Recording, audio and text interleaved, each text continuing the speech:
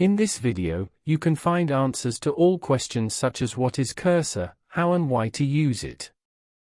Before moving on to the video, you can subscribe to the YouTube channel and like the video to support us.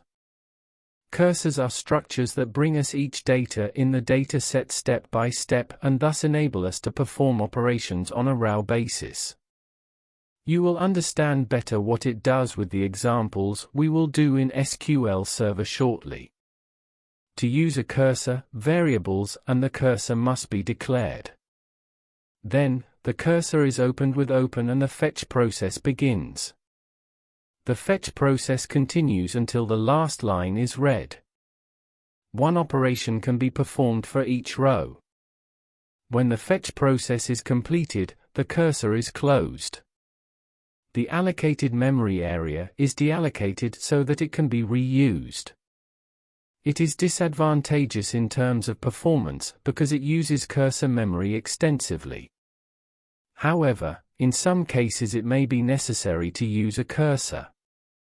Now let's make examples to better understand how the cursor works in SQL Server. When the examples are completed, you will understand why we need the cursor. I will create two tables. The first table shows the balance and the second table shows the payment values.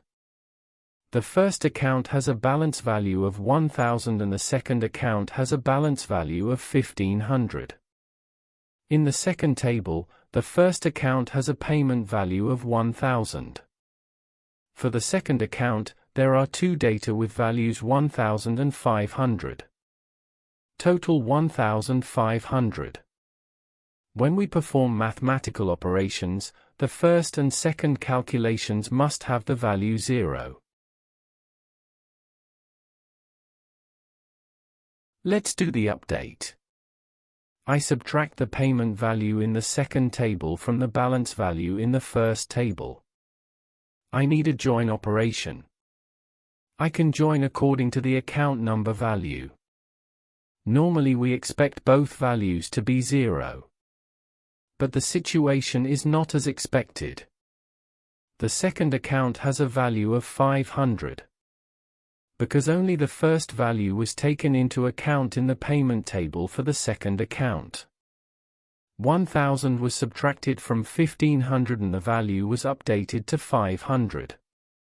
The second 500 were not taken into account.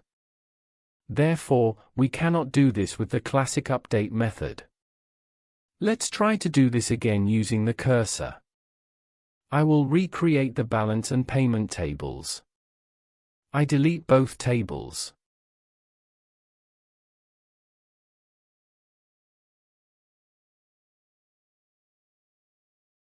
I create both tables using the first script.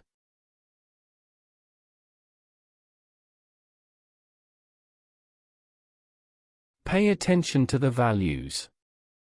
It went back to the state where it was not updated.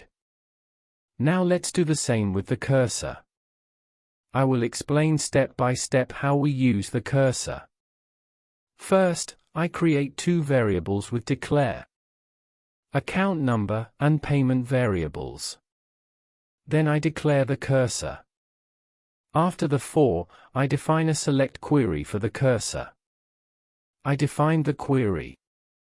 Now I can open the cursor. After the cursor is opened, I assign the first line to variables with the fetch command. If the fetch status value is equal to 0, it means the fetch operation is in progress. The while loop will continue to run until the fetch operation is completed. I can perform the update operation between the begin and end blocks. When the update process is completed, I save the next line to variables with fetch next from. The loop will continue until it fetches all values in the payment table. Therefore, both values in the second account will be calculated. When the process is completed, I close the cursor. I perform a deallocate operation so that the allocated memory can be reused. Let's run the code.